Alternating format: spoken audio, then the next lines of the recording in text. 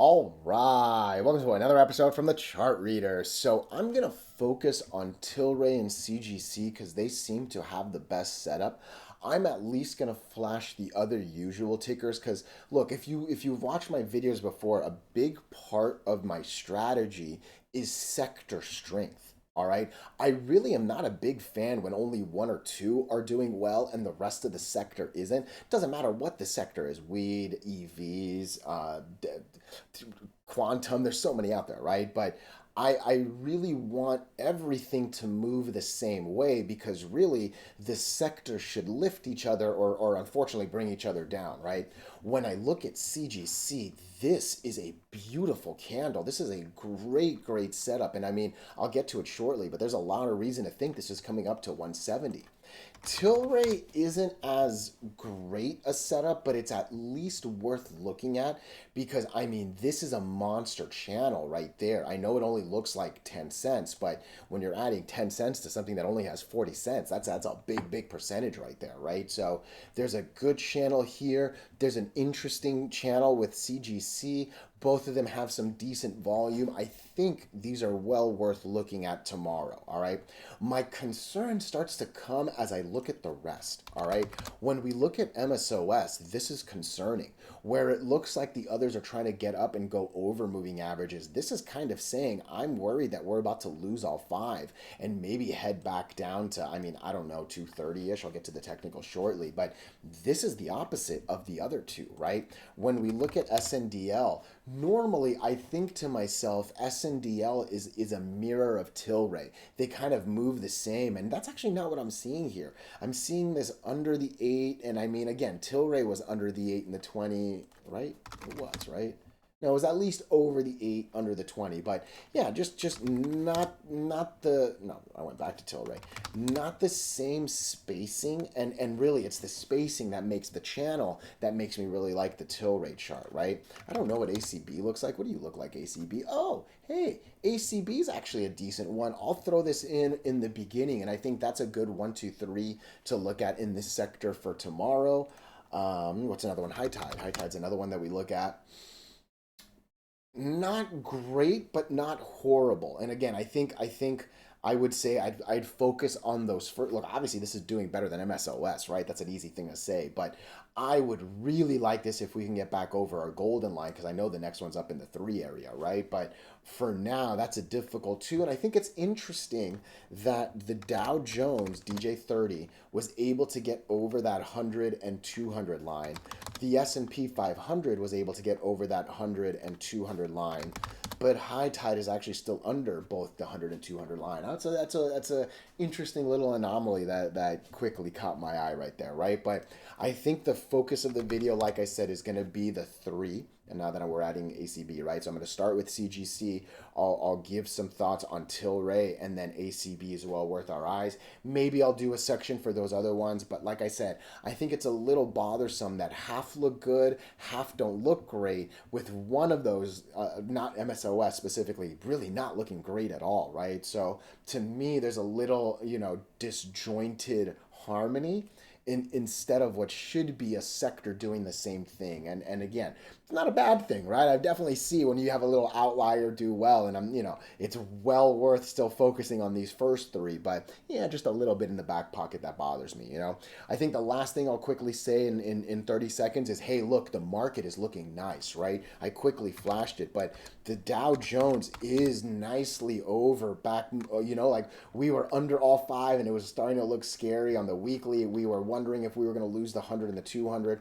All of a sudden, we're back overall on the weekly. We're back overall on the daily, and that's the exact same thing on the S&P 500, right? I don't look at NASDAQ a lot when we're looking on this sector because we're literally talking about farming and selling at the stores, right? Like there's no e-commerce, very little technology, right? So as long as the Dow Jones and the S&P 500 are happy, I like to think that the sector should do well. I feel like this is one of the sectors that doesn't follow the indice as much as it should, but again, that's a different conversation, right? But yeah, I think that's good right here. I think there's a lot to like here. So before we do go any further and I give you more of my thoughts and opinions, what are we going to do? Same thing we always do, right? We'll take a look at the daily and the weekly to see how these things are setting up short term.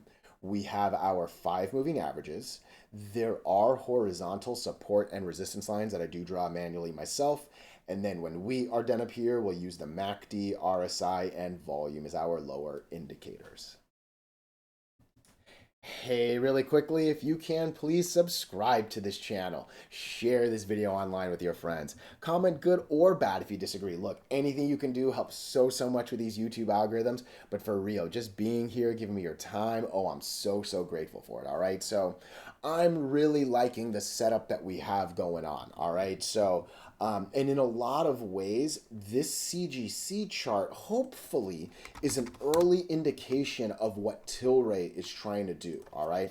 And then just rounding it out, ACB does have a nice little setup right here. It looks like this thing is trying to break all 5 and fly. So this is the 1, 2, 3 in the sector going into tomorrow. Arguably not in that order either. I think you can maybe say ACB is a little bit better than Tilray, but we'll get to all that shortly, right? I think the first one that's well worth looking at is CGC, all right? First and foremost, I really like this candle, all right? When you look in the box to the left, the high of the day was 146. The close of the day was 146. To me, what that just screams is people were buying and buying and buying and buying and buying until the very last second when the stock market was like, hey, we're closed. Get out of here. Come back tomorrow if you want to buy more, right? So that's a good strong candle. More than that, that's a nice over the 8 moving average candle, right? Because we actually closed Friday right back under that line. So nice to see it get back over. Obviously, I wish we got over the biggest candle to the left. I think 150 is probably the next most important line, but realistically at this point, I'm pretty much eyeing 170. Right, and from this 140 range, that's basically a 20% move, right? Because you're adding a little bit more than a little bit less than 30 cents, and 28 cents is going to be a 20% move here, right? So there's a real nice channel. There's a lovely red to nothing right behind it. So I mean, that's well worth the eyes. From there, if this can break 170, it's probably going to make a good move, I would say, to 222, if not maybe even that 280 line that we got right there, right? This was the death line at one point. That's why I have it red still. I think this is going to be a pretty tough line, and maybe at some point it's going to line up with the 200 moving average, which is the toughest of the moving averages, right? But yeah, I'm going to keep this red, even though clearly the next death line would be down there, right? But that's not something we want to talk about at all. So, this system is saying that earnings is coming up. It looks like the last one was in February, so 3 months from then is roughly now, right? So keep that in your back pocket. Look, earnings is always is an interesting gamble, right? And you know that can do some things, but it looks like if this thing is correct, we at least have 2 full weeks before we have to worry about earnings, right? So if you know the earnings date, please put in the comments. It'll help everyone. But for now, what I'm focusing on are some beautiful channels, and again, the channel just means spacing between lines, and especially with all this red right behind it, all right? Look, I wish volume was a little better, okay? We're definitely below the 50-day line, and you know, I think well below the line is an easy thing to say, but you can see the sentiment of volume is getting all of it before this little what monthish window, basically since just before April. All of this was predominantly red, right? The last time we had some good sprinkles of more green than red, we're back here in October of last year, right? This is starting to look a bit more like more green than red right here, right in the volume. So that obviously matches this little uptrend that we have going on, right? So that should make sense. More people have to buy than sell for an uptrend to hold, right? But I'm liking the shift in volume sentiment. We just don't have enough volume, right? I, at the bare minimum, need to get over 7 million shares. What I really want is about 12 million. Let's even call it 14 million for easy math, right? We want about 2 million shares per hour. I mean, today we got 5. So if we get 2 an hour, that's obviously going to be substantially better than today, right? But I think the focus is up here. As long as we don't lose this 133 line, I think there's a good amount to like on CGC right here, all right?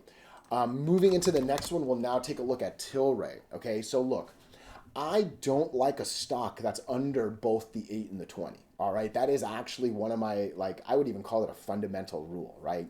What does happen is a stock will test the lines and test the lines and test the lines, and that's basically what we have here. And the question just really is how close is this test to becoming a break, right? And I think the channel alone is well worth the eyes, because again, I know it doesn't look like a lot, right? We're only talking about a couple pennies here, but if we can go from this 47 all the way up to 57, you're basically adding 25%, right? You only have 4 dimes. I'm about to give you the fifth one, right? So it's a small cent number, but a substantial percent. And then just like CGC, the channel above that one is even better with a lot of red, red, red, right? So maybe you can give a 65-cent target if that 55, that 50, wow, I got stuck, too many numbers. 65 would come after a break of 56. For now, I think 56 is the only target to keep. I would basically use 47 cents as our money line right now. All right. So I'm not a fan of this being under the 8 and the 20. It's obviously over the 8, not over the 20. And realistically, this is only the first day over the 8 since probably this one. This is the last real good candle, and that was at the end of last month, right? So a little bit more than 2 weeks. Like that's a small, insignificant one. That's just a doji, and red ones don't count to me, right? So, and even before this, just look at it. The last one before that was over here, right? So it's been a bit of an anomaly to be over the 8, and it generally is lost after. What I care more about is this 8 and 20 attempt, right? So 47, 48 cents is what we're looking for first. From there, we'll hopefully come up to 56, 57-ish. If that breaks, from there, we'll be looking for 66-ish, and then heading on up to maybe 80s, but I think I just barely want to touch that. Don't think about 80s just yet right now, right? But hey, look, that's a really healthy RSI. It's only a 50. I wish the MACD was positive, right? It's at least close to it, but green over red on both. Really, if the volume can come, that's what's going to matter more. We're basically looking for 49 million. That's easy math right there. We need 7 million shares per hour, right? If we can get 7 million shares in a 7-hour day, that'll give us the 49 million that we need. All right. So let me know your thoughts here. Let me know your opinions. The last one I wanted to do in this cluster. Oops. What is this? ABCB. I don't know this one well. What's your weekly look like? That's an interesting weekly. Are you close to all-time highs? Hey, ABCB is an interesting stock, and there's a lot to love over 66. I'm actually even going to go ahead and set a 6603 alert. Sometimes typos can do some really good and sometimes silly good things. You never know, right? So let's come to the one I wanted to before the pudgy fingers came in. Let's look at ACB right here. So again, I actually did not look at this before I started recording. If I did, I would have known this would have been one of the first 3, but that's why we scan the whole sector out, at least as much of it as we can, right? I like the setup here. I think there's a good amount of things to like. I'm going to zoom in to just get rid of that quick volume anomaly right there. So obviously, when your volume is crazy low and all of a sudden you have a monster spike up, it's going to mess with the average, right? And you can see it. The average went up. The average went too far up. It was just horribly, horribly too high.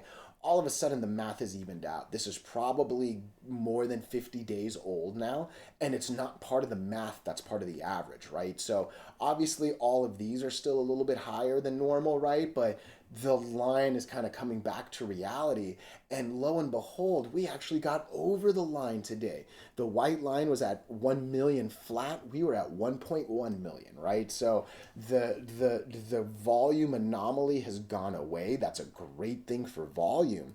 And when your volume can start to break the 50-day line, that's what makes it easier to break moving averages. You know what I mean? So volume is now starting to come into place, and really the whole thing is about up here, right? You break all 5 and you fly, you lose all 5 and you die, right? The goal is to break all 5 up. We are at the line right here. This one's a little tight. That's too high up. Can I use the weekly? Oh, yeah, let's use the weekly.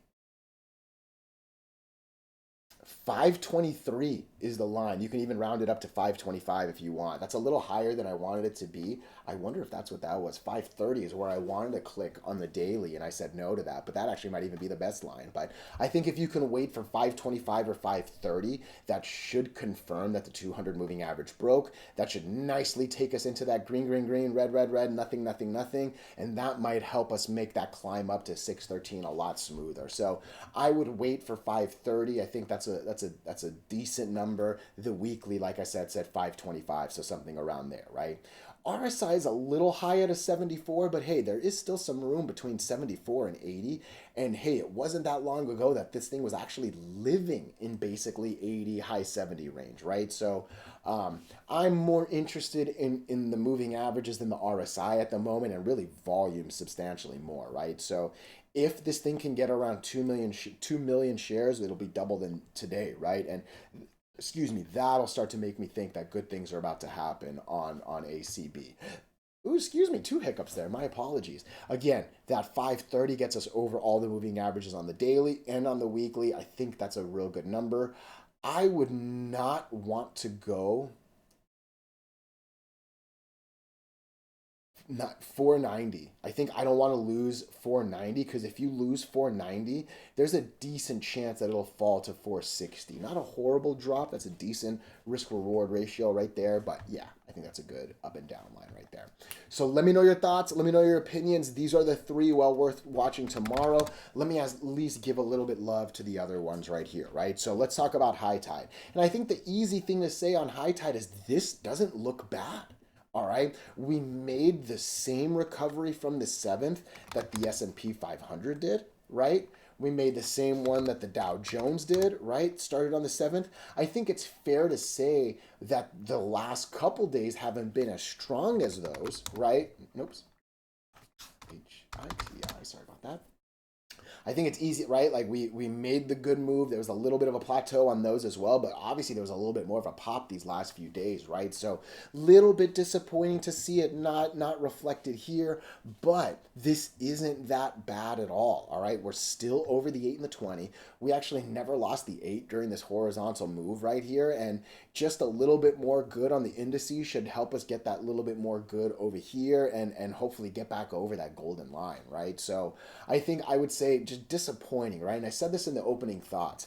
The S&P 500 was actually able to get over the 100 and the 200 moving average, all right? The Dow Jones was able to get over the 100 and the 200 moving average. Look, barely, you can say, on both of them, right? But still, it got over both.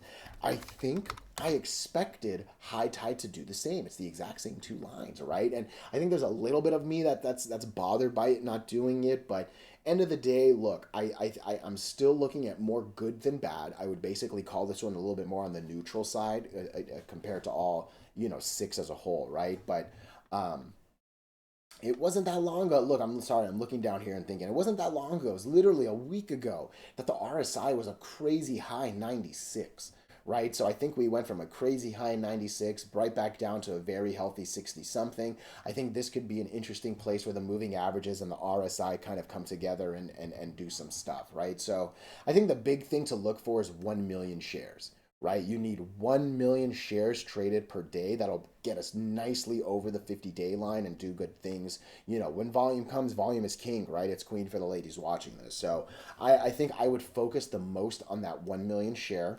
From there, once this thing gets over 260, good things would happen. I would be worried if this falls below 230, but really we're only talking about a drop to 220. So in a lot of ways, that risk reward isn't too bad. Very, very bad things will happen if we lose 220. But again, I think I see more good and more neutral than bad. And I don't know if I'm necessarily worrying about a 220 fall, right? I think I'm more hunting that 260 break as I look at this, right? When we look at the weekly, look, again, there were nice channels. There were good spacing on the weekly here. It's very, very tight up here on the daily, on the weekly, right? That's the exact same thing on the daily. There was really good spacing, good channels here. All of a sudden, it's just a little too tight here. So I think the issue here is the moving averages more than the stock itself. But yeah, again, I think on the daily and on the weekly, I'm seeing more more neutral than I am worrisome. And for now, that's okay, especially if the markets are trying to recover. Right, I would be way more worried if I was way more bearish. Right, if I was afraid that the indices were going to go down, this thing doing neutral is only going to hold up so much. Right, if the indices are actually good, it's the same thought but better, right? Neutral is only going to hold so much until the good takes it and goes up, right? So look for 260 to break. Avoid this if it loses 220. We might just bounce in between that a bit until we get that final decision. You know what I mean? So let me know your thoughts. Let me know your opinions, even if you disagree. I think MSOS and SNDL are going to be the last two. I'll at least do SNDL first because it doesn't look as bad. Look, this is living below the death line, and I never like that, right? We saw what CGC did, right? My death line was up here at 260. We fell as low as 60 or 70, right? Like, that's horrible. We saw it on TLRY. My death line was up here at 151. We fell all the way down to 40 something, right? SNDL is at the line. It's the exact same color red little line that I draw, right? I think the one thing I'm gonna, again, I've been using the word hope a little bit more than I want in my videos, but I would like to think a good NASDAQ and S&P 500 might help us at least not lose the line. What we really need to do is get over 142, because I'm just kind of assuming this is going to come down. I'm assuming this is going to stay flat. If we can get over that 141, 142, that's where I'll start to believe we might head up. So I would actually avoid this until that 142 broke, but I think the index trying to turn around makes me believe just a little bit more that we're not going to lose the death line. But obviously, we're under all the moving averages, and that's never a good place to be. All right. The last one, and I mean, I think easily the worst one, is going to be MSOS. In some ways, maybe I'm overemphasizing the worst, and it really hasn't happened just yet. Like, we do still have the 20 and the 50, and these two are some good strong lines, right? But I don't like the volume at all comparatively. This is the only one that's, I think, red over green on both the MACD and the RSI. And I mean, it's just there's something not pretty on this thing, to say the least, right? This is the weakest of the six. And again, for me, I want all six to be doing the same. Sector strength is a real thing. It really annoys me that this looks like this, right? But at the minimum, the other part of the strategy is you look at a sector, you find the strong ones and focus on those, right? So that's at least what I want to end this with. Let me know your thoughts. Let me know your opinions, even if you disagree. Oh, I appreciate you so much.